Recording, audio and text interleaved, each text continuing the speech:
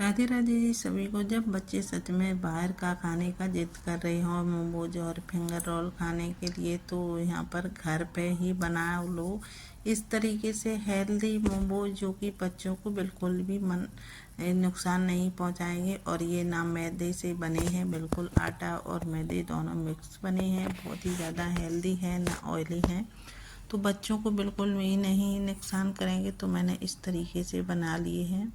तो चलो बनाना शुरू करते हैं। यहाँ पर मैंने पत्ता गोभी ले लिया है, इसे मैंने कट कर लिया है, बारीक बारीक कट कर लेती हूँ और इसे मैं चॉपर में डाल के इस तरीके से चॉप कर लूँगी बारीक, क्योंकि जो भी इस तरीके से हम मोमोज बनाएंगे तो हमारे एकदम परफेक्ट बनके तैयार होंगे। तो ये हम इसे चॉप कर लेती हूँ। इधर मैं कढ़ाई में थोड़ा सा तेल डाल दिया है, 1 चम्मच के करीब। थोड़ा सा मैंने जीरा डाल दिया है और हींग, और यहाँ पर मैंने सोयाबीन डाल दिए हैं, थोड़ी देर फ्राई किए। और फिर मैंने डाल दिया है यहाँ पर पत्ता गोभी डाल दी है, इसे भी मैं थोड़ी देर फ्राई कर लूँगी। जो भी एक्स्ट्रा पानी है वो इसका जल जाएगा और यहाँ पर सब्जी भी हमारी थोड़ी सी सॉफ्ट हो जाएगी। तो यहाँ पर मैंने थोड़ी सी शिमला मिर्च डाल दी है, एक बारीक कटा हुआ मैंने यहाँ पर टमाटर डाल दिया है, गाजर हो तो वो डाल दो, और जो भी वेजिस डालना चाहो तो डाल सकते हो। यहाँ पर मैंने सारी सब्जियाँ हमारी अच्छे से बॉईल हो गई हैं और पानी भी एक्स्ट्रा इनका वो भी जल चुका है। इसे मैं थाली में रख के ठंडा होने के लिए छोड़ देती हूँ। उधर मैं चटनी के लिए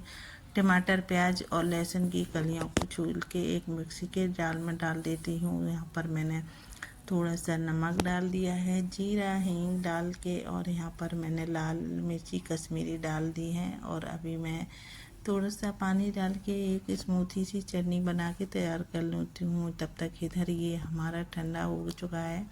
थोड़ा सा मैंने पनीर ले लिया है, इसे मैं इस तरीके से ग्रेट करके डाल देती हूँ, कद्दूकस करके जो भी है। तो यहाँ पर इसे मैंने कद्दूकस कर लिया है इस बारीक वाले ग्रेटर से, और इसे मिक्स कर लेंगे अच्छे से। नमक और इसमें सारी चीज़ें जीरा हींग डाल के एकदम से स्वाद टेस्टी बन के तैयार होगा। और यहाँ पर मैंने सोयाबीन भी डाल दिया है, जो कि ये बहुत ही ज़्यादा हेल्दी होता है। और तो सारी बॉल से मैंने एक एक करके इस तरीके से बना के तैयार करके रख लिए हैं। इसे मैंने एक बड़ी सी जाली वाली छन्नी ले ली है, जो कि प्लेट ले ली है बड़ी सी।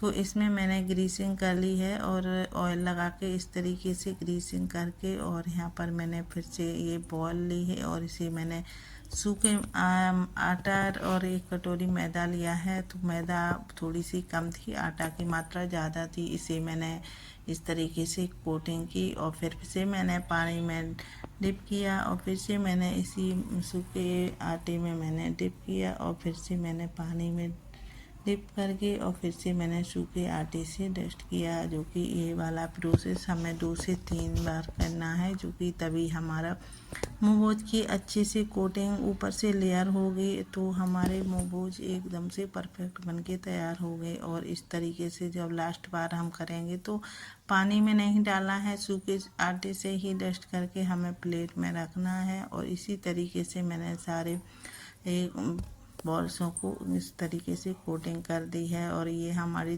टेढ़े मेढ़े इनका साइज हो गया है, जो कि ये पकड़ने से हो गया है। चलो कोई नहीं, लेकिन मैंने यहाँ पर फिर से मैंने प्लेट में रखे और ये भगोने में स्टीम होने के लिए रख दिया था, भाप बनने के लिए पानी डाल के। और ये हमने ढक के रख दिया है 7 से 8 मिनट तक, तो अच्छे से स्टीम हो गए हैं। इसे मैंने गैस को बंद कर दिया है और यहाँ पर ये ठंडा हो चुके हैं और स्टीम भाप भी निकल चुकी है। तो ये ठंडा होने के बाद ही हटाएं तो अच्छे से हट जाएंगे। और ये देखो हमारे कितनी अच्छी, सच में मुझे नहीं मालूम था कि इतनी अच्छी जल्दी कम समय में बन के तैयार हो गए मोमोज। और यहाँ घंटों की ज़रूरत नहीं है, बस बिल्कुल 15 से 20 मिनट में तैयार हो जाएंगे। तो ये चटनी भी हमारी बनके तैयार है, और इसे लाल वाली चटनी मोमोज के साथ बहुत ही ज़्यादा टेस्टी बनके तैयार होती है। इस तरीके की रेसिपी हमारी पसंद आती है तो प्लीज़ लाइक और सब्सक्राइब करो। और thank you for watching, enjoy, take care, bye bye.